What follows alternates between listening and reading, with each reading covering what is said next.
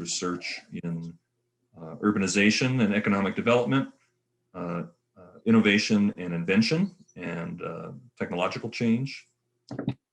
He's involved in urban sustainability research, and also, again, a close collaborator of mine in the work that we're doing on urbanization across areas and eras. I would say that Jose is one of the leading non-archaeologists who is contributing to the literature and promoting of the potential relevance of archaeological evidence for urban science. So I thought he would be a cool person to IBS so that you all could learn a little bit more about how he and I have been thinking about these issues. So without any further ado, Jose, thanks for being here, and looking forward to your talk. Hello, everyone. Thank you, Scott. And thank you, everybody, for the opportunity to chat with all of you. I'm sorry that I could not do this in person at Boulder. Hopefully soon. And I hope everyone is doing well and your families are safe and healthy, and that everyone is either vaccinated or on your way to be vaccinated. So what I'd like to do today, before I start sharing the screen, I will actually like to have a conversation with all of you about a proposed new research agenda that I and some colleagues, including Scott, are advocating. And I mean this generally. There are some questions as to whether this will be a meaningful research agenda. And it's a specific research agenda that touches on this broader issue of just how can the study of the past really inform this emerging field of urban sustainability science. So without further ado, let me, I already checked, I believe I can indeed share the screen. So there it is. And can indeed everyone see the screen? Does the urban past matter for urban sustainability science?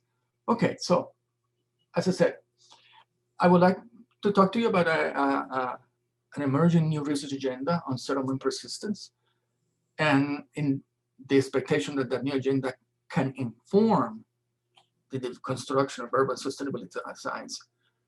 But in order to do so, I think I need to do three things. First, I need to give a little bit of background that might allow you to make a better judgment as to whether this new research agenda is plausible. Then I want to talk about some of the nuances or difficulties of this agenda that again touches on how the study of the past can inform the study of urbanization today. And then, as I said, talk to you about whether you think this proposed agenda is, in the language of my undergraduates, lit or swag. We're encouraged at ASU to use language that Bond does with undergraduates. So that's, and this research agenda that will be discussed is described in some more detail in a forthcoming article in PNAS. But here, I think I want to take the opportunity to talk a little bit also about the broader issues or challenges of bringing the past to bear to urban sustainability. Of course, what's the setting? Everybody, I think you as a group don't have to be persuaded of this. If you're interested in the various aspects of transitioning to sustainable development, then we have to think about cities. This is, and sustainability and sustainable development will be achieved or will fail, and everything in between, depending upon what happens in cities. And this is a real challenge because cities, as I will briefly mention, but again, I think you will probably all agree by now, cities have been a major driver of socioeconomic development historically, are still drivers of socioeconomic development today. And the question is, can cities continue to play that role, but in a way that contributes to urban sustainability? And this is a complicated question. And of course, this is part of these often orthogonal choices between a commitment to sustainability goals and a commitment to economic development. And that challenge, that orthogonality is very acutely felt in China or in India or Indonesia or South Africa. Can we achieve both? Okay. Now, let me just start out with, since sustainability is primarily about hopefully a very different future, I find that often for sustainability colleagues, there's almost this question of, well, given that we have very scarce attention resources, why look towards the past? And I must say that I'm going to share with you what I think is the best answer I have found, which did not come out of my brain. But there's this beautiful statement that I will ask you to sort of look at or read. I'll read it to you. History is important for democracy. It shows us that society is changeable. Present-day society has been shaped by what people have done, thought, and discovered over the centuries. In other words, as a physicist, if you ask, what is the proof that the future can be different? It is because the present, we know, is very different from the past. And this is actually in a banner hanging at the entrance of the Swedish History Museum. But I think, to me, this is sort of the setting of why do we believe the past can be useful. Now, here's the curious thing. How different can the urban future be? Is almost as part of this question of just how different is the urban present from the past. Now, I think if you were to ask most social scientists, and certainly most sustainability scientists, do you think the past matters? Almost everybody will say instinctively, of course, yes. But what's to me is telling is that actually most statements about what urban sustainability science should be are completely, I mean, the past is completely absent. Even National Academy of Sciences reports about what should sustainability science be. What should urban sustainability science be? An NSF report. Even the most recent report by the National Academy of Sciences as to what should undergraduate and graduate education be about in sustainability. There is simply no mention of the past. And these are all very smart folks. I know many of them. So to me, this absence of the past is not an omission. It's not like, oh, we just forgot. And I think there is a genuine absence of thinking that the past can usefully inform the development of urban sustainability science. And that's kind of the broader challenge that I think we all face. I believe most of you also agree that the past matters. The question is how. Okay? So as I said, in order for me to persuade you and others that the study of urbanization in the past can be useful for the development of urban sustainability science, this new science that many of us think we need. First, I think we must do something that's kind of obvious. We have to be able to identify, are there fundamental and important social processes that have remained unchanged throughout the history of urbanization? I mean, can we do that? Can I connect the past and the present by way of social processes? Then I have to make the argument, or we need to make the argument, that those social processes that remain in common actually have important consequences for socioeconomic output. So it's not just enough to identify, look, people used to meet together in small villages because we humans like to talk. And look, we still get together in big mega cities because we like to talk. Well, great, yes, we have to go a little bit beyond that and relate whatever we identify as fundamental and common social processes to important outputs that come from cities. Then we must address this objection that's very commonly encountered when the proposal is made in sustainability science circles, that the past is a relevant source of insights. This notion that technological change and the levels of technology have rendered the past indeed a different country. We need to overcome that. And then we had to then say, okay, once we have done all of those, now let's connect insights from the study of urbanization across time with the sort of questions that are animating work in urban sustainability today by scientists or practitioners. And I emphasize the practitioners who are at the forefront of trying to manage urban sustainability on the ground. So I think we need to do that. And if we can do this, then I think meaningfully the past is going to inform the development of urban sustainability science. But if we don't do this, I think, again, we will have this ongoing situation where most people say the past matters, but in actual discussions about urban sustainability, what it should be and its future and its questions, the past is simply absent. So that's, of course, you don't need to remember, you don't have to remember that this is truly an extraordinary, interesting question scientifically. Okay, why did we human beings do this? Of course, still an open area of work. Just why did our species was fairly successful from a biological standpoint, and yet relatively soon in the human history, about 70,000 years ago, we make this transition, which occurred in many places. Great. If we understand why we did this and how, can that inform sustainability science today? Okay. And as I said, so the first challenge to meet, which of course, advanced punchline, yes, we can meet this challenge. We need and can actually identify, we can, social processes essential to urban life that have been common throughout the history of urbanization. We can do that. Many social sciences, many disciplines have had this sense that there's this thing that's recognizable across time, cities.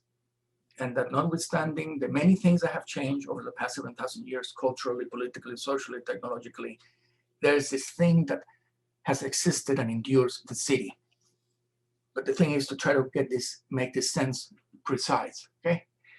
I like to bring this example because I said, we are not the only ones that have that sense. I mean, it's really striking. I don't know, Fernando, you may have read them. So as part of what we learn in high school throughout Latin America, of course, this episode of when Hernan Cortés and his gang of illiterate Castilian thugs came to Central Mexico, they encountered this thing called Tenochtitlan. And it's quite fascinating to read. Hernan Cortés wrote to his emperor, I have seen the most wondrous city. So Hernan Cortés had no difficulty. As soon as he entered Tenochtitlan, despite that Tenochtitlan looked nothing like any city he had ever seen, nothing. And it was hugely bigger. And by the way, greatly cleaner. He thought, I'm in a city. I'm in the most wondrous city. Of course, that didn't stop him from burning it to the ground. By the way, for those of you who are interested in history, I just want to make this side note about the continuous relevance about the past. So you can probably note this date I put here. May 26th to August 13th, 1521 is the period when Cortés and his thousands of indigenous allies destroyed Tenochtitlan. And for the past 2 years, and Cortés appeared on the scene in 1519. So for the past 2 years, there has been a great discussion in Mexico about Mexican intellectuals, scholars, and actually throughout Latin America. We're still debating how to talk about what happened in 1519 when Cortés came to what is today Mexico. So it's just incredible that here we are 500 years later, and we're still debating even what to call it. But for now, the point is, we all seem to recognize cities when we're in them, okay? And by now, I said after decades of work by many disciplines, there are some features of these entities called cities that we think are very, very important and common. Most obviously, they are concentrations of people. Concentrations such that people can do together things that they cannot do by not being concentrated. Here I'm just borrowing a phrase from Edward Glaser, very well-known urban economist, who notes that cities, the essence of cities seems to be proximity and density and closeness. And those are features of cities or settlements. And let's put aside the debate of what is a city or not, but let's use the term settlement. The more we are able, and in large part thanks to the work of archaeologists that allow us to really reach into the past. I used to tell Scott that before I met Scott, I was trained as an urban economist, and you had asked me, what is the past? For me, the past was 100 years ago. That just felt like, wow, 19th century New York was the past. And I'm still in awe that there are scientists that can learn things about a place, a group of people that were doing something 5,000 years ago. That just still, that blew my mind when I met Scott and his colleagues, and still does to this day. So, as I said, many disciplines, at least some of them, many, have over the decades studied cities. It's very important that what I'm going to say in a moment does not suggest that all of this work can be superseded. No, on the contrary, there's a lot of work that we can build on, and many insights that have been accumulated about different aspects of urban living, of people coming together in cities. And here, just, if you're wondering what's the careful algorithm by which Jose selected these books to share with you, the algorithm is I own copies in the bookshelf behind me. But this, I really do want to impress upon you a lot, which you might not need to be impressed on, but sometimes people in sustainability do. Lots of work has gone on in cities. There's much that has been learned, perhaps not efficiently or effectively integrated, but there's nevertheless much about cities. And cities over different periods of time that has been built on. So we are in a position, I think we are now ready to do some synthesis on our own about what are the essential aspects of cities. And I want to emphasize essential aspects of cities. As you see in a moment, I believe that one of the things we need to do is build theory. And by definition, when you build a theory, that's a statement of what matters, and therefore what does not matter. My first training was in physics, so perhaps that comes easier to us to physicists. And sometimes in social sciences, if you make a list of this is what matters, often you get a reaction, but I think there's something else that matters that's not in your list. And the tendency might be, well, then let's add it to the list. They say, no, we have to make a epistemological stance. And I say, and I'm prepared to argue that as a result of decades of work by many disciplines on cities and where they come from and what they endure and what sustains them and what role they play, I would say that the essential aspect of cities, and this is, I know, something Scott is very fond of emphasizing, it turns out that at the end, the essential aspect of cities is not spatial, even though at first a city is an eminently spatial entity. It's actually the essence of cities is the social interactions that individuals and institutions can engage in as a result of being in close proximity to each other. That's the essence of urbanism, I'm prepared to argue. And there are therefore some characteristics of cities that flow from that essential nature as social reactors that we can identify and measure and meaningfully compare. Scale, density, diversity of activities and individuals, and the social mixing that occurs. I will argue that we have learned that as a result of these decades of work from various social disciplines studying cities. There's a recent entry into this effort. As I said, lots of effort by many disciplines and of which can be integrated. But you probably have heard about this more recent intellectual phenomena of urban science, which by now is maybe about a decade old, which is not a replacement for all of that hard work that many disciplines have done, including archaeology. Is not, but it's not simply either, well, let's just combine a little bit of urban economics here, a little bit of economic geography there, a little bit of archaeology. It's actually an attempt to be truly integrate these various insights in a theoretical framework. And in a moment, I'll go back to what do I mean by this thing of theory. And maybe one of the starting points for this urban science work is this recognition, and here I quote Paul Romer, Nobel Prize winner. He didn't win his Nobel Prize for his work in cities, although now he's very much into cities. This notion that the city is its own unit of analysis. That it is true that you can study the city as a cultural entity, as a political entity, as a social entity, as an economic entity, as an architectural entity, and all of those perspectives will give you important insights. But you can also think that the city is something that, because it integrates all of those aspects, as Paul here says, you can read the quote, I will read it for you. This, historically, sciences arise when they identify or they engage with units of analysis that other sciences or disciplines do not engage with. I share Paul's argument that the city is sufficiently its own unit, should be its own unit of analysis, that therefore warrants a new science being developed that builds upon past work. Okay, and as I said, and here I borrowed these guiding questions. Okay, these are questions that I think are animating a lot of this work that now falls under this rubric of urban science, to try to understand what actually is going on when people agglomerate, and to what extent these agglomeration effects, which it's itself a term from economic geography, but now it's widely used, agglomeration effects, the consequence of people coming together differently than people coming together in hunter-gatherer groups, although you might ask, what are the points of continuity?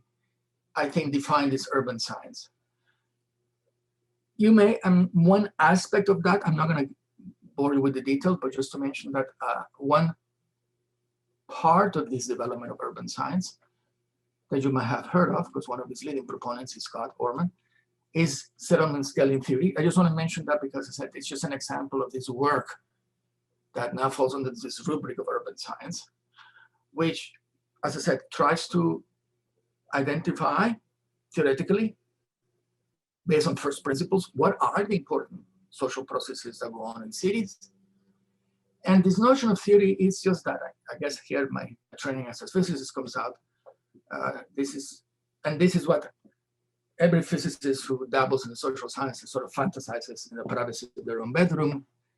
Can you build a theory? Can you identify first principles? That's a very important term in physics. It's first principle statements about the nature of the universe whose truthfulness is obvious, so people accept them.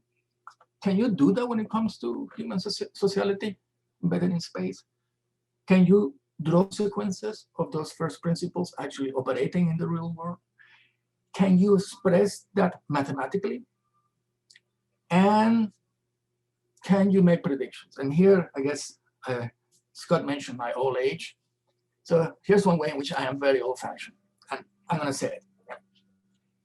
If you think I'm horrendously wrong, well, let's discuss it. I believe ultimately a science needs theory, and what that means is you have to make predictions.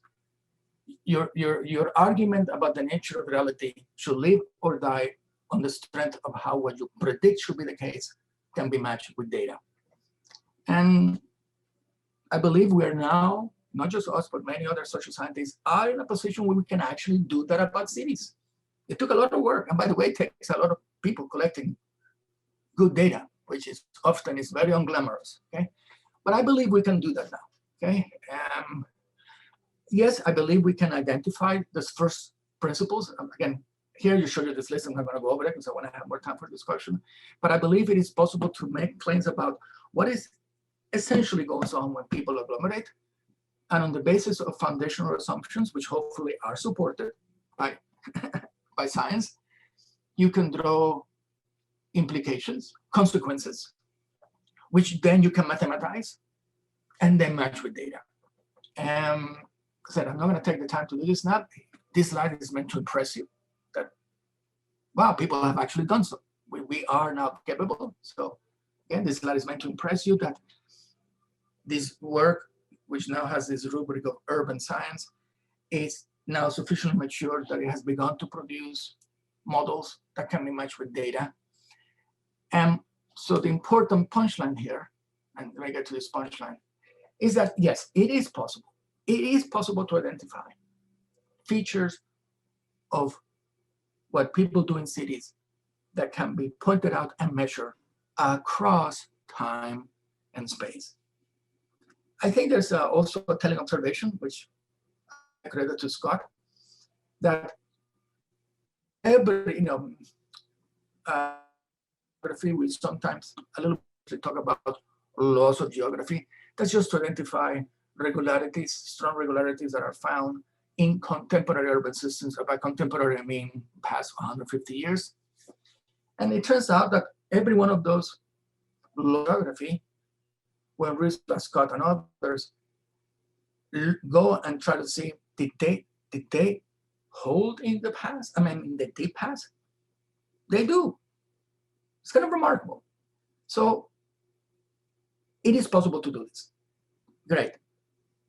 We have met the first hurdle. I will argue we can see cities as a phenomena that has existed through time, and there are important similarities across time and space. Now, I do want to mention two nuances or nuisances. This is one of the words that I sometimes have a hard time pronouncing it in English, okay? Even if we're able to identify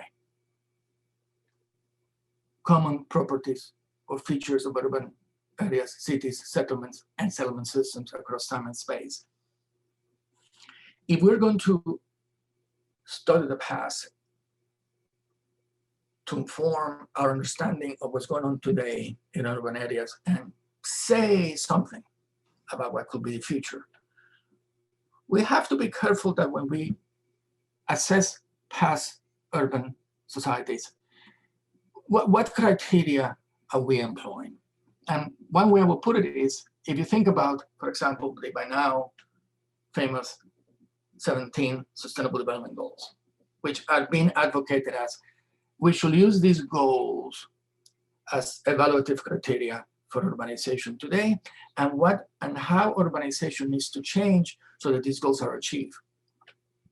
Does it make sense to, let's say, examine cities 50 years ago from the perspective of these goals? Does it make sense to do so 100, 200 years ago? 1,000 years ago? 5,000 years ago? So there's this challenge that often if we bring a contemporary sensibility to societies in the past, for example, economic growth. So one of the most important mantras, it's a very important mantra, it's a very important viewpoint in contemporary studies of economic growth, that there was no economic growth in the past. That whatever was going on in past societies, there was no growth, which is often synonymous with improvement in the quality of life. So I can tell you that if you were to ask most urban economists, say, that we would be, yeah, I know there were cities 1,000 years ago, 5,000 years ago, there was ancient Rome, there was the Nokia Clan, there were even ancestral pueblos that I know some of you study at least Boulder, but by and large, that was just one big sea of misery, because it was not until the Industrial Revolution that we had modern growth and important improvements in the quality of life, which I know for many of you sounds like a laughable statement, but that's a very common view that if you use rates of economic growth as an indicator of whether something is going on that's good or bad, by that criteria, yeah, no ancient society experienced the rates of economic growth that we experience today. But so even after we identify commonalities in underlying social processes, if we are going to extract insights from the past to the present, we have to be careful about what are we using to evaluate. What is it that we want to learn about? So maybe you don't want to study past urban societies to learn about what you can do to increase your rate of GDP growth per capita per year. And that might not be a meaningful inquiry, but you have to be sensitive about this. And I think there's another nuance, which I actually think is slightly more interesting, which is that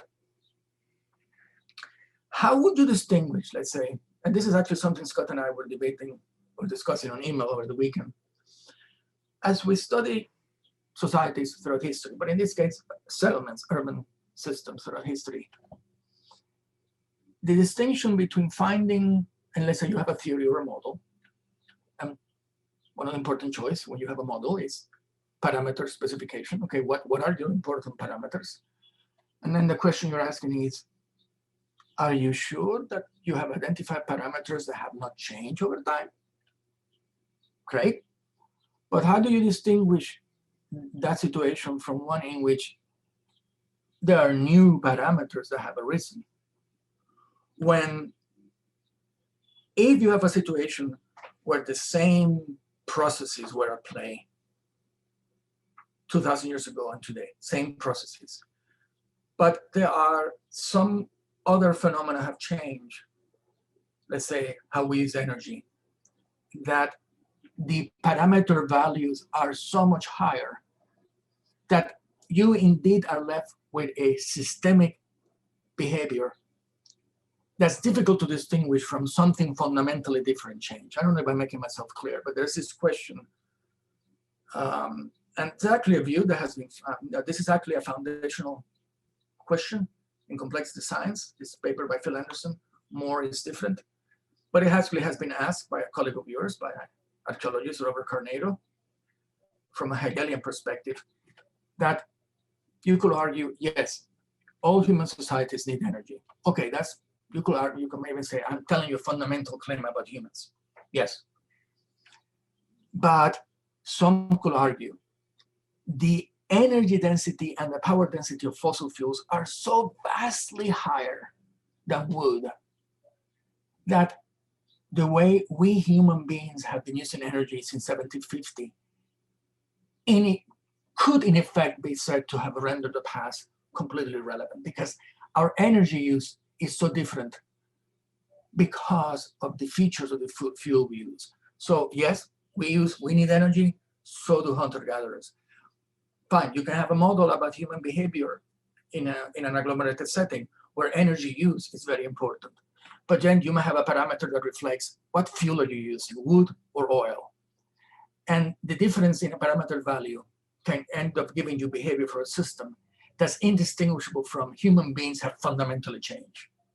So this is a challenge that we need to, as we study the past, said, what are we seeing in the past? Are we seeing behavior that's similar to today? Or is today's behavior really different from the past because of this change in parameter values? And I think that's a complicated thing to do. So again, I want to be quick so we can have discussion. So what does this have to do with urban sustainability science? Okay, so let's say that I have persuaded you, or you already believe, that indeed we meet that threshold. There are important similarities between urban living in the past and the present. We can identify them, we can measure them, we can build theories around them. Great. Then as we study urban systems in the past, how can we directly connect it to urban sustainability science? And here is where I'm going to make a specific proposal and see what you think. That there is an aspect of urban living and urban systems and urbanization in the past that has gone remarkably unexamined and that holds the promise of giving us insights into the sort of challenges that we're now thinking about urban sustainability. And it has to do with the notion of settlement persistence.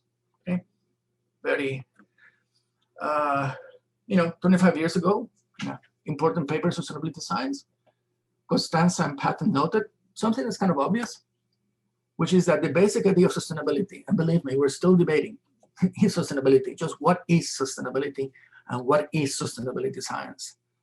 But there's this notion that a very fundamental aspect of sustainability is endurance.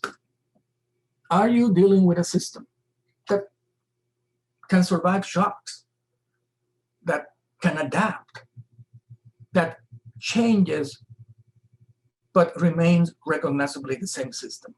Okay? And more recently, there was this recent paper by Clark and Harley, which I can give you a reference, which is now Clark, they're very important figures in sustainability, and they sort of made a review. They use this this birthday of when was it that the National Academy of Sciences, or PNAS, recognized sustainability as a domain. So that's the birth of sustainability science. So it's about 15 years ago. So they made this review paper. And one of the things that they noticed about the current state of sustainability science is that actually it rarely engages with long-term historical phenomena, notwithstanding the observation made by Costanza and Patton, that actually, as Clark and Harley point out, there's actually not a lot of work, perhaps one reason is because it's not easy to do, that really takes a long-term perspective. You can ask this question. Well, we do know that there were urban societies and settlement systems that lasted for, quote, long periods of time. We also know that there were some that didn't. So let's say, although it is not a lot more empirical work should be done. Here, I just throw, I think, you can see it better in the PNAS paper. You can sort of date, again, work archaeologists do, and wow, yes, there's some sites, some entities, some places. I'm gonna get to this slide, okay? That lasted 800, 700, 1,000 years. But the literature in sustainability has really tended to focus on collapse. And by now, I now almost see it as a psychological trait test. So imagine I were to tell any of you, look, there's this urban system. I'm not going to give you the name, but I'm telling you it lasted 800 years. Now, of course, you're not a good group to do this test because a lot of you are archaeologists and you care about the past. But if you ask people, hey, this system lasted 800 years, what's your initial reaction? Are you impressed that it lasted so long? Or is your reaction is disappointed that what happened? But what was wrong with those people? Why didn't they last 1,000 years? And there's a vast literature on societal collapse, and it invokes hubris and overreach and pestilence and violence and war and greed. The way I put it is like, if you like Game of Thrones, you probably are interested in societal collapse. It's all about that. But there is this rather other obvious fact that, wow, there are systems that lasted 100 years. So in case you're wondering, that's not an accidental term.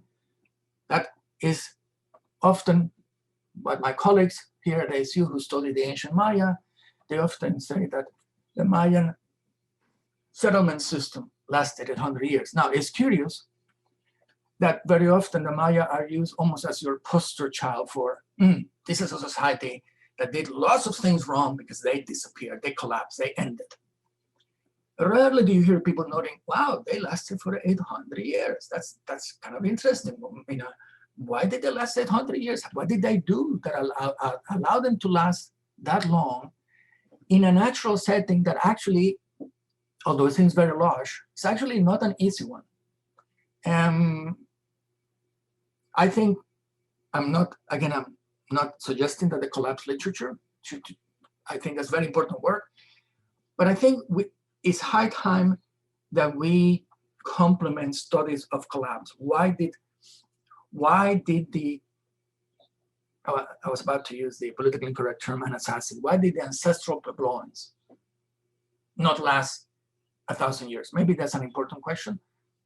And actually, my very first, when I, as a graduate student, when I first came into contact with the Santa Fe Institute, that some of you might know, into complexity science, there was a lot of work done about that question. So one of my very first points of contact with archaeology was actually the question of collapse. And I remember at the time thinking, yeah, what's wrong with those people? Why are they still not around us? Only later that I came to see, no, the most interesting question, how come they lasted as long as they did? This complement. And so if you think about settlement persistence, literally, there are systems and specific settlements, which maybe you can date when did they appear, and then things happen. To paraphrase someone, there's history, one damn thing after another, and then in some cases you can actually date. After a certain point, it seems that they were no longer there, but in the meantime, if you think about, okay, let's measure that first of all. Can we measure settlement persistence? And then can you think about what are the processes that will go into giving you 800 years, 900 years, 2,000 years, or 50 years? Just, it doesn't take much effort to think that, well, first there's this persistence of occupation. So when you try to unpack, what do you mean by persistence? And by the way, let me just give you this question. I think you will probably all find the following sentence meaningful.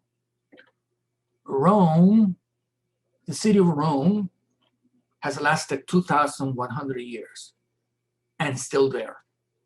I think probably you will all, okay, I know what you mean, and maybe many of you have been to Rome. But yet, if we think about it carefully, say, okay, yes, but surely the Rome that actually exists today is so different that you can make a list. Write down a list of everything that's different between Rome today and Rome 1,000 years ago. The first thing I will write down, my first thing is, okay, Romans on Sundays no longer come together to watch people being devoured by lions. They come together to watch soccer, which I would consider that a social advance, okay? But we all have agreed a few seconds ago to the sentence, Rome continues to exist. So let's unpack that. What do we mean? Okay, surely we don't mean a city of 1 million people, because actually Rome never recovered the height of its size under ancient Rome. Okay, so that's not it. Rome is the capital of an empire. Okay, that's no longer it. Rome is a place of important social innovation. I will argue it hasn't been that in a while. So actually, what do we mean when we say Rome has survived or persisted for 2,100 years? So you then find that, is it institutional practices? Is it cultural practices? Is it social practices? Or is it simply merely, look, there's this one place, there's this location, has certain aspects. In this one place, people have been doing things in close proximity to each other for 2,100 years, and that's it. Beyond that, you cannot really identify anything more in common. And therefore, to say Rome has lasted for 2,100 years is a shorthand for the type of abstract you would put it in a paper.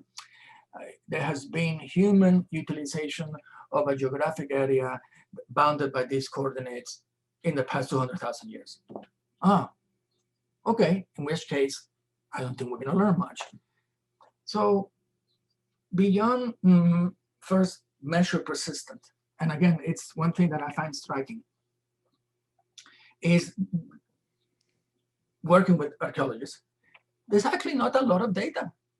And by data, I mean the sort of data that allows you to do what I believe. So here's one of my other prejudices. I already shared with you one. My first training was in physics. Another prejudice is that the starting point for any scientific investigation is that you need a body of data that has characteristics such that you can describe the underlying probability distribution. That governs it. If you cannot do that, in my very prejudicial view, I don't think you can do science. So there's a lot of work that has to be done just simply to do that. But then thinking about what is beyond this, okay? Now, if we do agree that there are places for which we can say meaningfully they endured and there was something about it that was preserved. If we can agree that there's this city of Shanghai, there's this place known as Shanghai that survived Japanese occupation, survived the Chinese Civil War, survived the Cultural Revolution, and still there. If that's a meaningful sentence, if we talk about Boston reinvented itself, people tend to forget that in the 1940s and 50s, Boston was an industrial city. Boston happens to be the only one of the cities in the American Northeast that survived the industrialization. It reinvented itself, well, and New York City. So I will argue that the promise of studying persistence in urban settlement systems in the past is that if we agree on what does it mean to say that they persisted, it invokes all sorts of interesting processes. They had to change. They have to adapt. They had to solve collective action problems. They had to learn. They had to exhibit resilience. Again, they have to reinvent themselves. How did they do that? Why I think that matters is because if we're going to achieve this urban sustainability transition today, many of the cities, especially cities in the developing world, are going to have to adapt to climate change. It's very interesting that in sustainability, we no longer talk about cities avoiding the effects of climate change.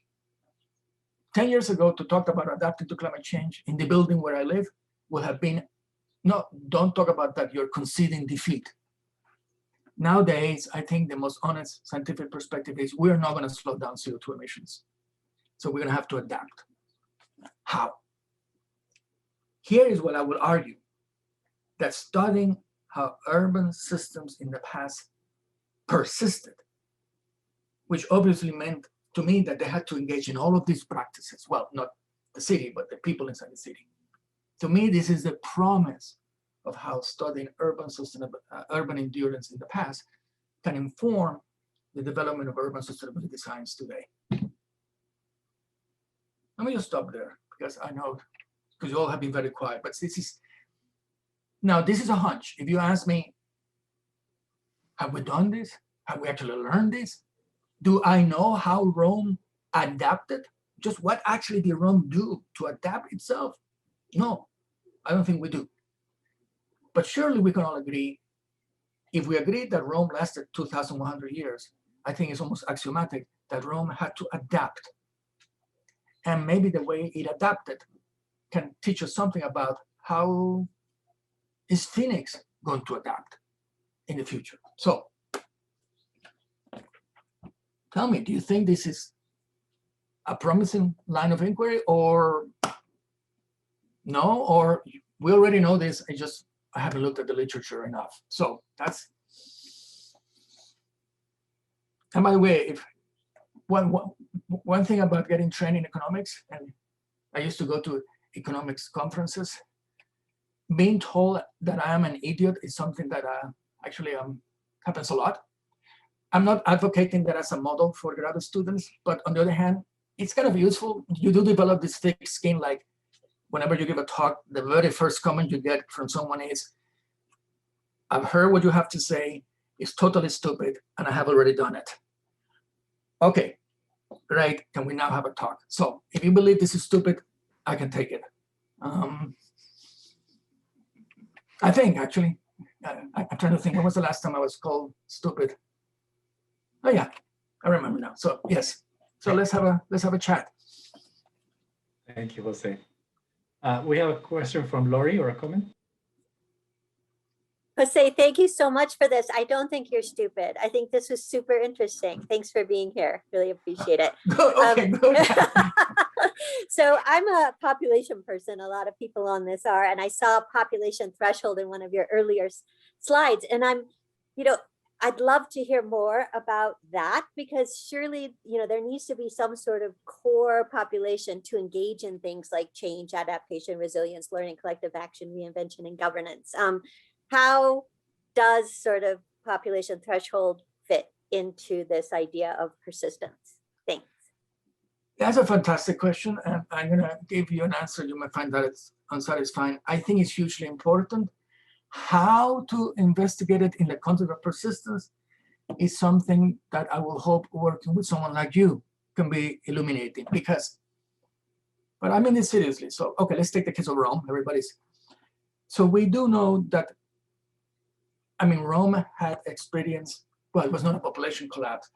It experienced a steady decline in its population size, so that by the time, let's say, of the bubonic plague, even before the bubonic plague affected Rome, the population had decreased almost tenfold. It's huge change. And then, okay, something happened, it increased. So as you say, it's hard not to conclude that decline in population was also accompanied by a change in, well, who's using this space?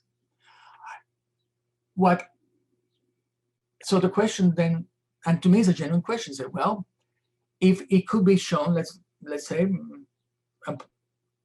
work that, let's say, will meet your standards of quality, if it is the case that we can show that not only did the population decline very markedly, but the composition of the population changed, and again by some sort of metric, or let's say we do that, then to me it raises a challenge.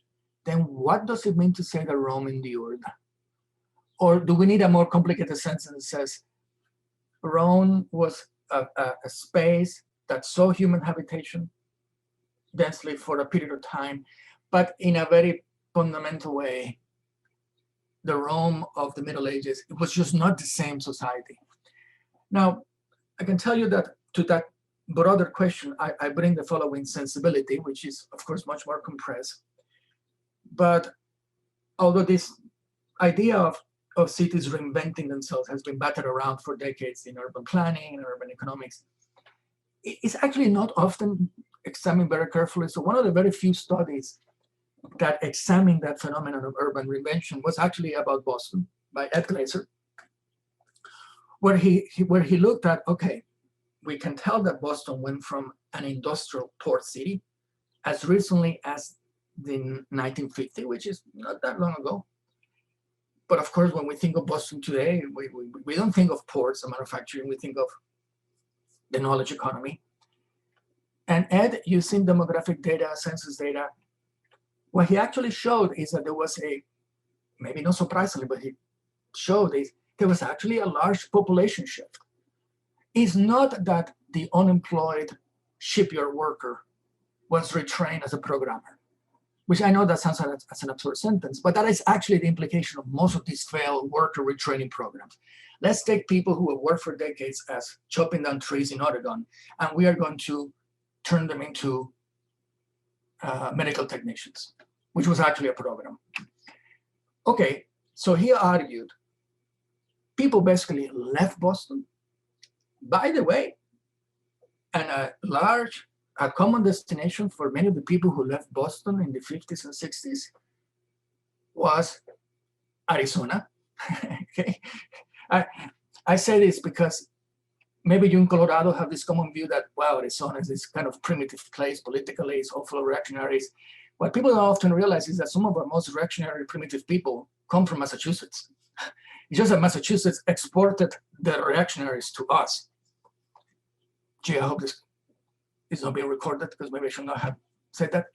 But where was I? So to me, that was interesting because one of the few times I said, Boston reinvented itself, but at a human cost, that people left and new people came in. Okay, is it the same Boston?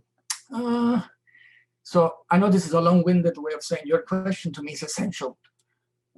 And I think I feel like we have to work on that. So if you would like to work on this, welcome. But I think that's essential. Otherwise, we will not be able to say in what ways have a place really endure. Thank you, Jose.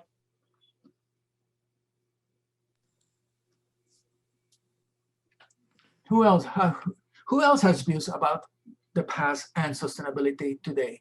And I'll also be curious. I mean, if I go back to this, let's say the very first screen. I mean, and I'm not saying this to be critical of my colleagues, okay? But it is striking that in these many reports advocating for this urban sustainability science, there's just no mention of the past. It's like the past is irrelevant. And these are very smart folks. Anyway, I'm curious if you have your own opinions as to why is it so easy to ignore the past with regard to urban sustainability. But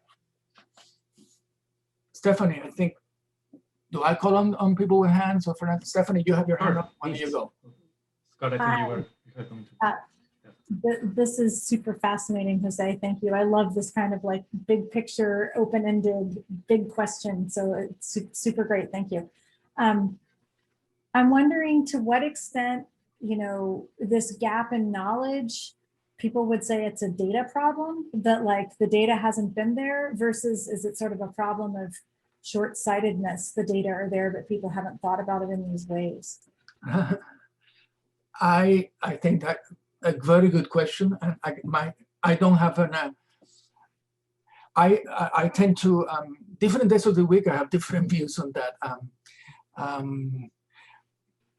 But maybe let me just share this with you and others. Maybe something of an answer. So Scott and I recently had a chat with Ed Glaser. Maybe that name means something to you or not, but let's say within urban economics or the study of cities. Ed Glaser he's an urban economist based in Harvard. He's considered one of the most influential figures, super influential. He's terribly smart, I know him. He's also a person with strong political views. Let's put those aside for the moment. But Scott and I had a chance to chat with him. And I know Scott, I know Ed well enough that I know that in some of his important writings, he does draw on history. But, it turns, for him, I noticed, he draws into history of the past 500 years. So Scott and I had a chat with Ed, and in effect, we asked him, Ed, why don't you reach deeper? Why don't you reach into history 1,000 years ago? And what Ed told us is, well, the day you, not me, Scott, the day you archaeologists write a nice textbook, insights from studying urbanization in the deep past, in 5 easy chapters, here's the book. I will read the book and I will use it. So I guess Ed's perspective is maybe, I know this, I don't want to display criticism, but Ed's perspective might be, a lot of work has been done that you could argue sort of synthesizes what we know about urban systems and as far back as medieval Europe. Whereas for him, there was no really easy way for him to learn about the insights Scott and his colleagues have about settlement living way past 500 years. And I say, oh, okay, well, so maybe that's, okay, well, archaeologists, you have to do that, do that work. I think you will find that often contemporary sustainability scientists don't have a sense of where is this archaeological data I can use. Let's say, can you point this? We're all used to now, tell me where's the website. I just want to download it. Here's Excel, I can use it. Put it in my regression, I'm done. So maybe there might be some ignorance of what, say, archaeologists have done. But maybe, again, not to be critical, but maybe the archaeology field perhaps needs to do a little bit more work to make their data and their insights more easily accessible to scholars. I'm not talking about simplified or dumb it down, just where do I go? So for example, just to use Ed Glaser, Ed can rattle off the list of important historians of medieval urbanism, and he knows them, and you can find them. Oh, Paul Barat, French historian. Good. I know the book, I read it, fantastic book. Maybe Scott needs to write the counterpart book to, here's everything you need to know about ancestral prevalence that can help you think about cities. But this might not be a satisfying answer to your question, Stephanie, but I just want to share that. Thank you. Trent and Lynn, I'm just going down the list of hands that I see in my screen. So I apologize if I'm not actually following the order of when the hand went up, but maybe not. I'm happy to go if Lynn, if you're not there. Go, Trent. All right, cool. So I guess I buy into the perspective that the past matters. And actually my own connection to CU was sort of through the Santa Fe Institute originally. So I kind of, the complexity approach is not lost on me. I guess on a broader theoretical frame, then could one make the case that by studying the present, we are necessarily studying the past, right? Like that all of the data that we have had prior to this point is sort of subsumed in what we know now and can therefore apply to the future. I will agree. I think that's a very nifty way of putting it. Actually, I have not thought of that phrasing. It seems to me that it's almost like the only way we have a present is because we have had a past. Now, the question is, let's say, well, you and I agree with that. The question is, how can we then, based upon that understanding, say something intelligent, even if it's speculative, about just how different, therefore, can urbanization continue to be? And here, so again, let me share another conversation that we've recently had. So this issue of urbanization, by the way, and how to do it, it's terribly, this is a very practical question in a place like China or India. Okay, and let me just focus on the case of China, because everybody agrees that what China ends up doing is going to largely determine how we have to transition to sustainable development. And at this moment, there's something rather curious. There are two statements of policy that have come out of China. There are two documents, both of which have official and premature. One of them that says by 2060, China will decarbonize. That was a resolution that came out of the State Council. But in the past few weeks, we have had another document that comes from the Economic Development Council that basically answers the question of how China is going to provide electricity to its growing cities using coal. If China implements the electrification plan outlined in that document, China will not decarbonize. So I say this as background because, let's say, we've had conversations with a person who is the director of a specific branch of the Chinese Academy of Sciences. It's called the Institute for the Urban Environment. And the mission of that institute within the Chinese Academy of Sciences is to actually think through how can China continue to urbanize and fulfill its sustainability goals? Because there's a recognition in China that urbanization has been central to its economic prosperity. So in a conversation with him, he posed a question to me, and he, by the way, comes from a physics background. Okay? So he wants to know, tell me what levers, what can I change about urbanization? Tell me, I don't want to waste time trying to change or manage urbanization in China in ways that are counter to the essence of cities. Tell me what I can actually do that will steer cities in the direction of sustainable development. I know that's a very engineering question, but this is a question to me. He will agree with us. Yes, the present urban configuration in China, of course, is the result of decades, hundreds of years. But now tell me, given that history, what can I change? How different can urbanization be in China? And if we could do that, if we could reflect on, as you said, what brought us to the present, and what does that tell us about what can we do differently? That's the present question in many parts of the developing world, not just China. But what I fear is that if we don't answer that question, what many Chinese policymakers will do is, we need electricity, we have coal, let's just build a coal plant and figure it out later. I think, so I know it's not an answer to your question, but I'm saying that question I think is crucial.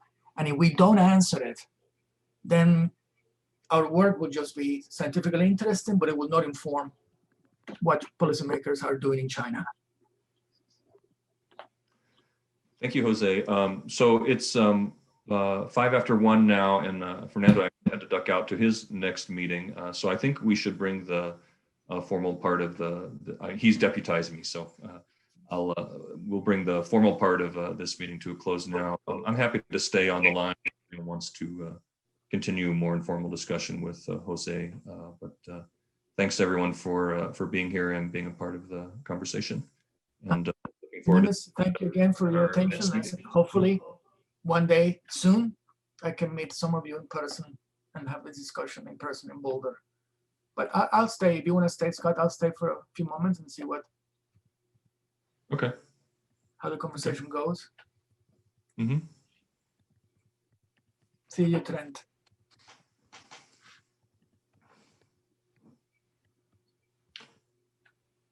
Jose, one thing I was thinking about when you were talking about whether Rome persisted is the idea of like a hole in a tree that's pecked out by a woodpecker, ends up becoming a home for another species, later on over time. The hole as a created niche, let's say, persists. The infrastructure of that space persists, even as the character of the individuals that are using that space, could change quite dramatically. So I do think it seems to me like this idea of the relationship between the social network. Well, there's the people of a city in a genealogical sense seems to me can be very, very loosely related to the city as a functioning network in a location with an infrastructure and so on. And that, well, it's an interesting issue, I think, to. No, actually, you're right. And I know you pointed this out before that, I mean, that there's one aspect, of course, cities have, or settlements, is the lifespan and the ability to change physical infrastructure. Those are, it's a very different speed from, let's use this term, social infrastructure. How these two networks, so to speak, the social networks and the physical networks, how they interact with each other. I think something we don't understand well enough to understand, oh, in what way. So as Boston was reinventing itself, as people left, all the people used to work in shipyards or in manufacturing, they left. And then new people came in. Well, there's an obvious piece of social infrastructure that was common before and after. Oh, you had Harvard, you had MIT, you had Boston University, you had Boston College, and you had Tufts.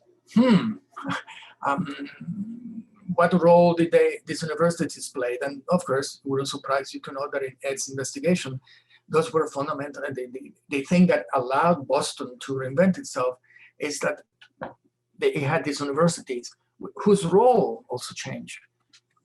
But I think we need to do a lot more of that and to try to understand, I said, this. I think there's an interesting metaphor that you just point out about the woodpecker and the tree. Yes.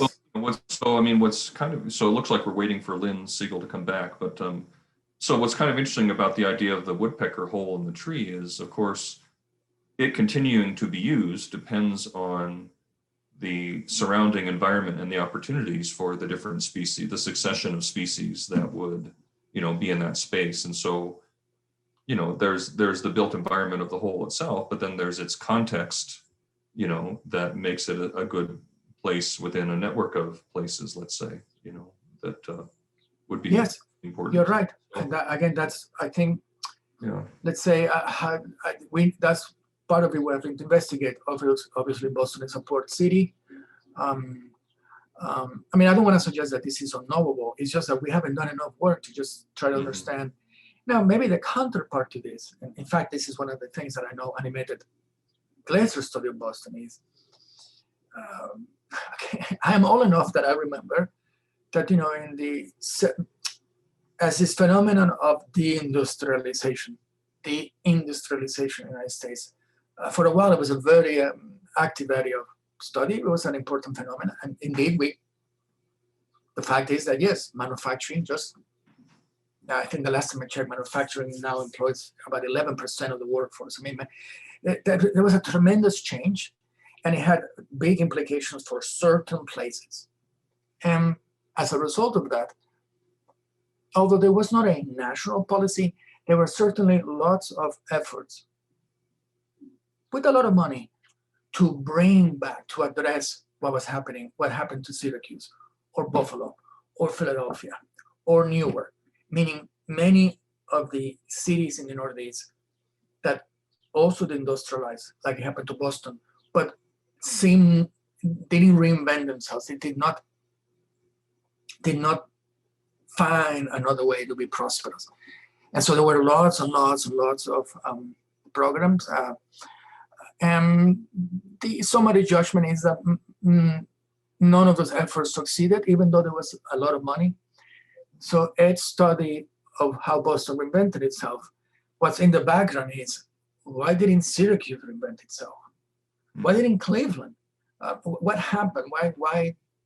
I don't suggest that we understand that, but what we did learn, among the many insights that we can pile on, is reverting economic decline of an urban area in the North American context, it's sort of the US context, has proven to be unsuccessful.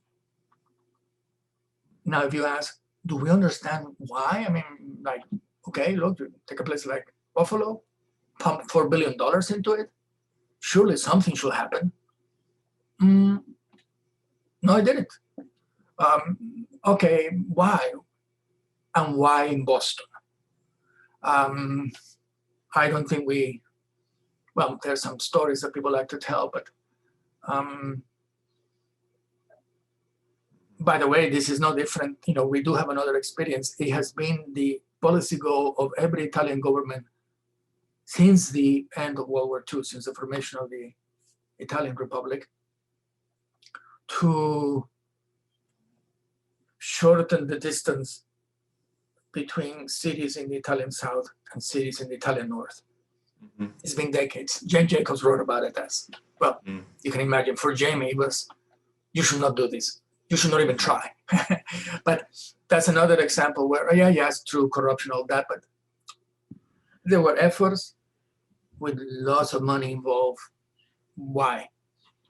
You know, if you ask me, for many practitioners, the fact that we don't have a good answer to that question sort of renders urban economics and economic geography kind of like, you guys have been at it for decades. You still cannot tell us what to do or not to do to manage these urban transformations. So, Yeah.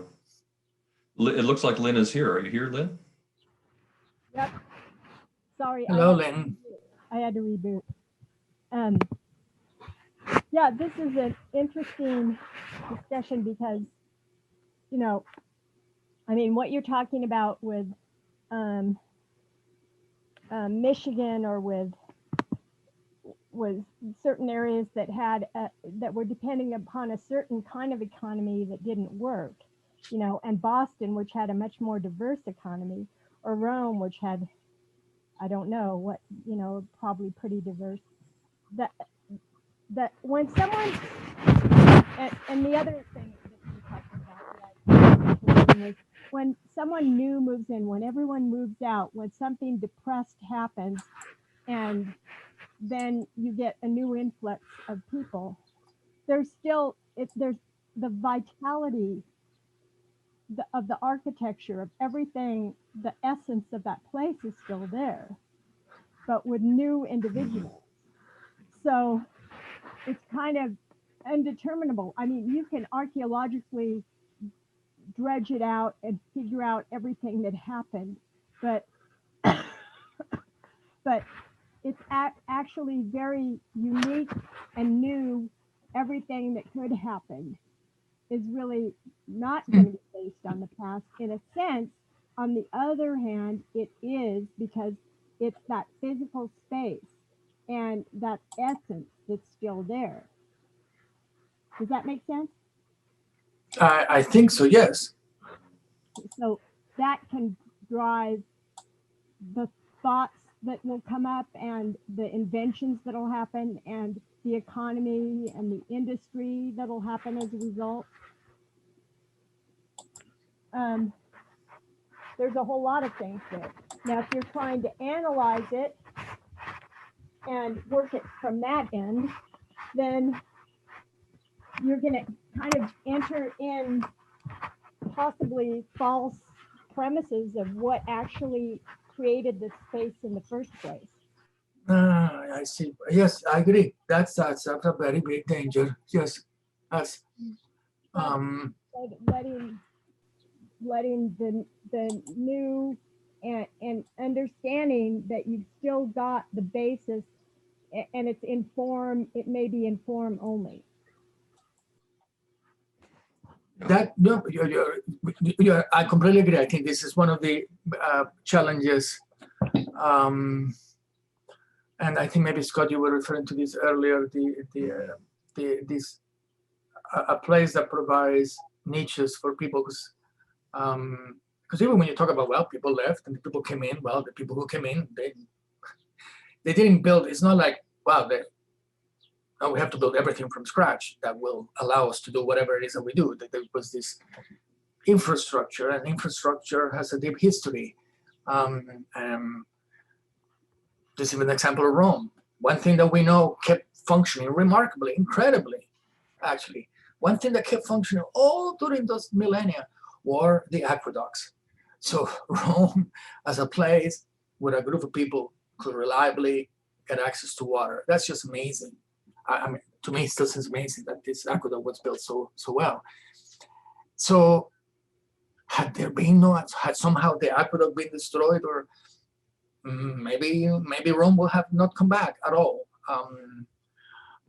So does that mean that we ought to pay attention to what are the absolutely essentials that have to be provided for a group of humans to survive being agglomerated? That, one of them is water. Oh, gee, as long as water flows, oh, okay, Rome that had going for it. Again, I'm speculating out loud, but perhaps what's not common is for a place to be completely, like, if we think of collapse, like, collapse, no infrastructure, it's stopped working, it's destroyed, it's been covered over by just, maybe that, if that happens, those places, then maybe those places do not, in a sense, come back. So maybe continuity of essential infrastructure is something that facilitates a place, even if it loses a lot of people. But again, I'm speculating because I haven't seen investigations of this. But then you can think about the flip side. There were cities in Europe and Japan that were bombed to rubble.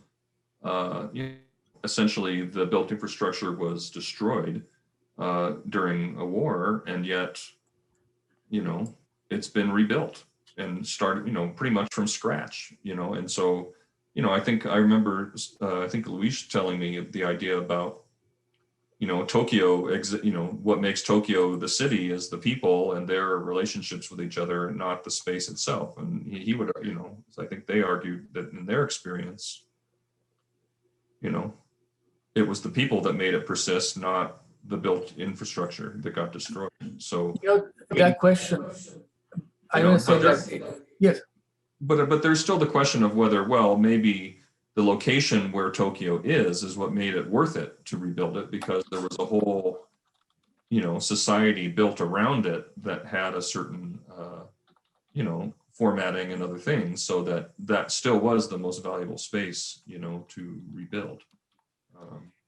That for a while there, I just want to mention that it was in the late 1990s, early 2000s, there was a lot of work done on something that happened decades earlier, but on a related question, which is the endurance of German and Japanese firms, because people, economic historians can show, just using data, that many Japanese firms, and when you think of, okay, what is a firm? Well, a firm is people, a firm is offices, a firm is equipment. You can actually demonstrate that some of the leading Japanese and German firms, they lost a huge proportion of their labor force. They lost a huge proportion of their management. I mean, you can really say like that they were killed. They lost most of their assets. In fact, in the case of some of the German companies, we know that some of the few remaining assets that they had were shipped to other German, Soviet Union or France as part of reparations. I mean, and yet, where this is going, many of these firms, not all, but many of these firms did come back. Like they're still there. So there were a group of economic historians that asked, what endured? When we say, what is it that would allow a Mitsubishi? And I think Mitsubishi comes to mind because Mitsubishi, you could show, because of the fire bombings of Tokyo, it really lost most of its people, most of its equipment, most of its management. What happened? And there was some interesting work done that perhaps is of relevance, because of course this gets into the issue of, well, there was a certain knowledge and know-how, culture that survived. And then you ask, but how? Just literally, how did it survive? If most workers were killed and most managers were incinerated, just literally, how did the Mitsubishi way of doing things endure? Endure it did. That work actually gave rise to a lot of interest in this notion of the culture of a company. And then it went into a little bit of a not productive path, talking about the DNA of a company. But this question is, yes. So Mitsubishi was not the factories. Mitsubishi was not the assets. Although, on the other hand, if you ask, gee, probably, when you think of what is a firm, well, the firm is factories. So even though it's easy to say, oh, it wasn't, the social interactions was important, like we were saying about Tokyo, I still don't think we understand, but just how did it actually happen? Just how? And Tokyo is a fantastic example because Tokyo was also, it was tremendously damaged. And so this work of how did these German cities come back? Now, not all of them did. Well, and you could even add Tenochtitlan to that. I mean, Mexico City, started directly on top of the ruins of Tenochtitlan. So, I mean, would you even say that Tenochtitlan has ended, didn't persist? Yeah, these are interesting questions. Actually, this is the thing. I think what you're asking, this question, to me is a very good one. Is at the moment I feel very unsure of how to answer that question. By the way, is much debated in Mexico today because of this 200th anniversary. Even though it has coincided with the pandemic, it has been a very big discussion in Mexico. Literally, just what language do we use? So, okay, was Tenochtitlan destroyed, and then the Spaniards built a city on top? Or is it accurate to say? I mean, you can imagine it's politically very loaded. But let's say, is it accurate to say that Mexico City is a descendant of Tenochtitlan? Now, what we do know is Tenochtitlan was destroyed physically. The Spaniards did not relocate the population of Tenochtitlan. In fact, there were very few Spaniards.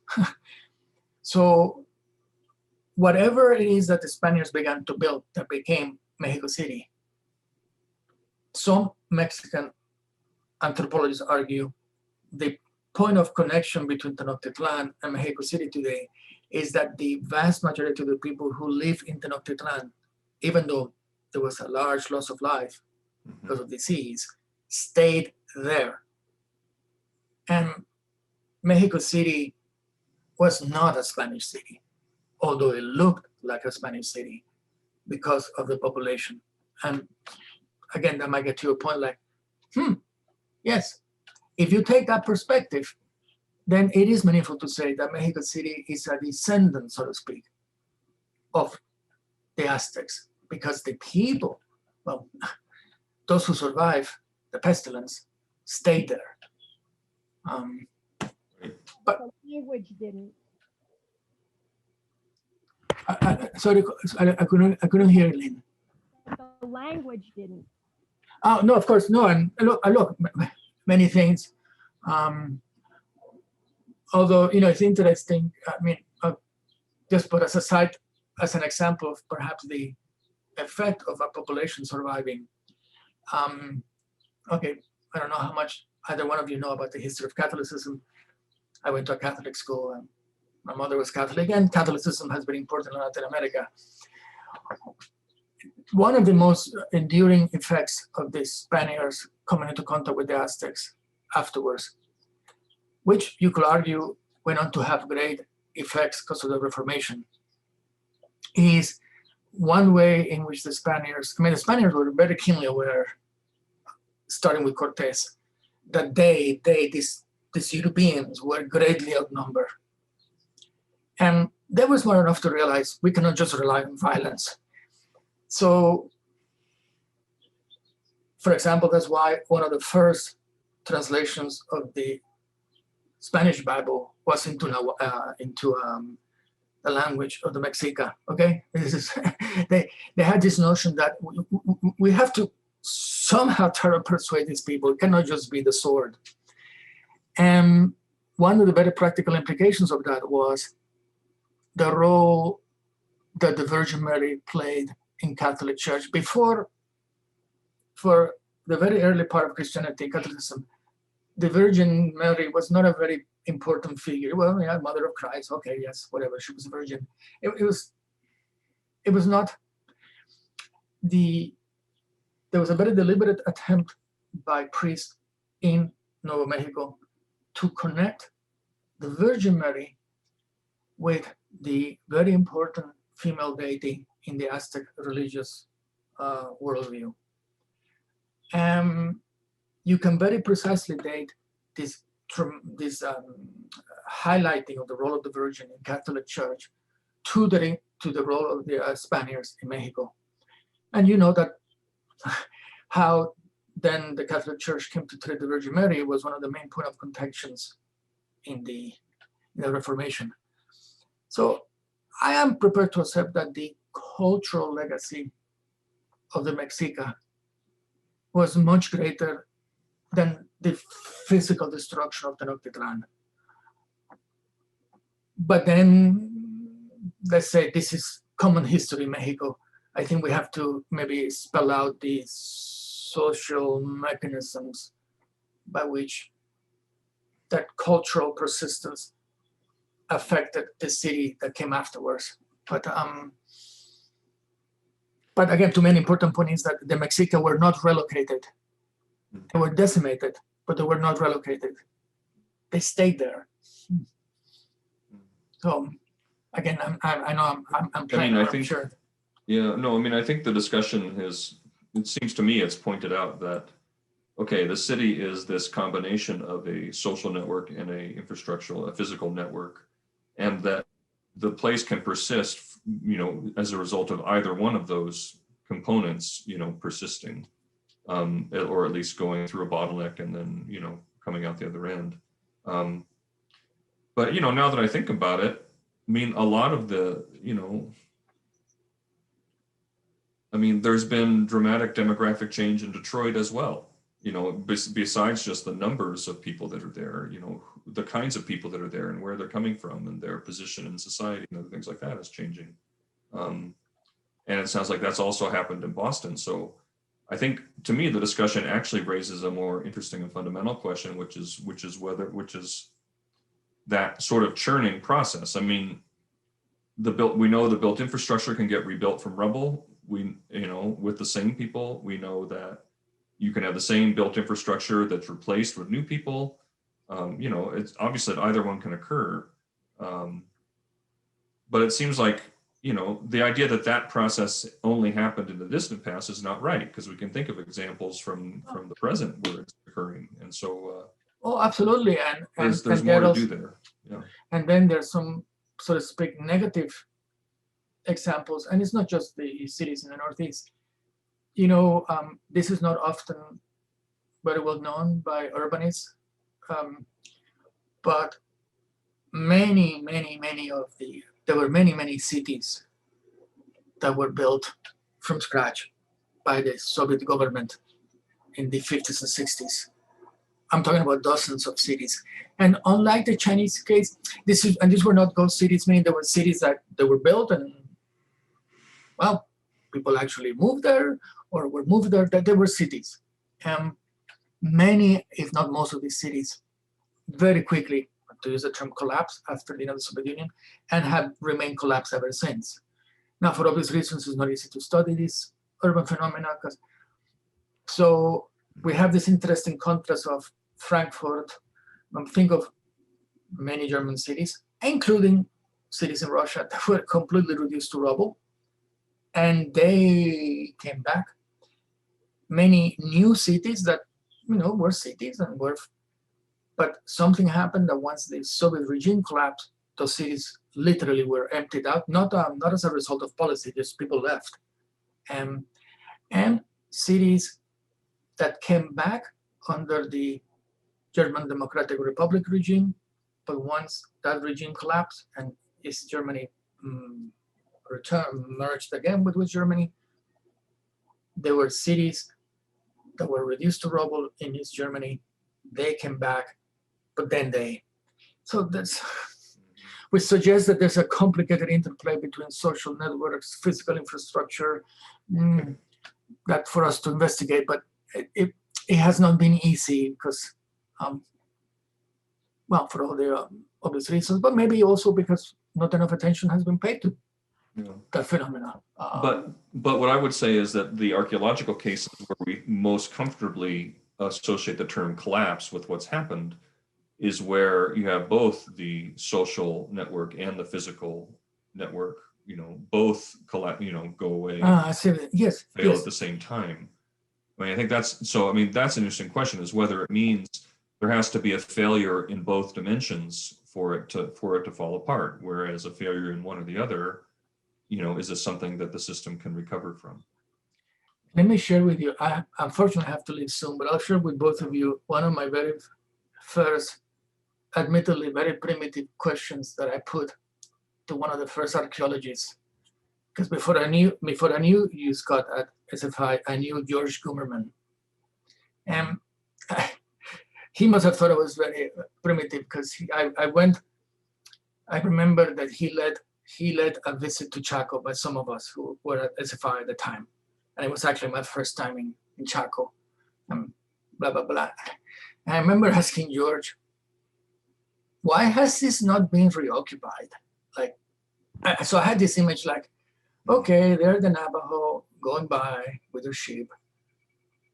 Why didn't they look at it and say, well, this looks interesting. I can use this. Let me move in. And so I remember asking him. And I must admit, George never gave me a very satisfactory answer. His answer was something like, well, they thought it was haunted. I said, oh, come on. I think any Navajo who stood here for 10 minutes with a sheep would have easily concluded, no, this place is not haunted. Okay, just anyway, you know what? I'm going to admit, Scott, Lynn, I'm gonna embarrass myself. I still ask myself a question: why were these places not reused? Do you have an answer, Scott? No, but I think it comes down to it. There probably has to be both a social and a physical dimension to it. Is the point I'm raising? Is that yes? I think we can have plenty of examples where if just one of those components of the system goes down, it will tend to recover in one way or another. So I agree with you. Yeah. Well, I'm sorry that I have to go to office hours with undergraduates, but thank you both for the opportunity, and I hope we do continue to talk about this. I think this is very important for urban sustainability science. And quickly about one thing, the Chinese city that's near Hong Kong that got just created like a few years ago. Shanghai, yes. Just like overnight. Overnight, and it is immense. It is, yes, true. No, so yes, there's that example of wow, yes, that is extraordinary, and I guess soon enough it will swallow Hong Kong. I guess it could be resource oriented, because if Chaco is, if there aren't resources to build new, to wherever else they're migrating to, then they'll look more closely about that resource that's sitting there. I don't know. Right, true. There's this, yes. What I did not occur to me to ask is like, wow, yeah, you might want to move into Chaco, but then all of a sudden now you have a huge maintenance job. Which why do you want to do it if you can find other ways to sleep comfortably? Yes. Yeah. At the time, that did not occur to me when I asked. There's something I argue all the time for in Boulder, and that's to give subsidies for pre-existing housing, because everyone in Boulder wants to just build 50 years, 30 years even, and they'll rebuild it again because it's an industrial complex these days of resource related, but if you don't have that resource, and some older things are built better and you could refurbish them, and there's certain critical things, like you're saying with Rome, the aquifer, if you don't have water, like that's it. And water can change over time too, Boulder used to be an ocean, like. Yes. Right. But right. Yeah. Right. Okay. Well, thank you again, everybody. And let's hope we continue this conversation in Zoom and in person. To see you both. Yeah. All right. Thanks, Lynn.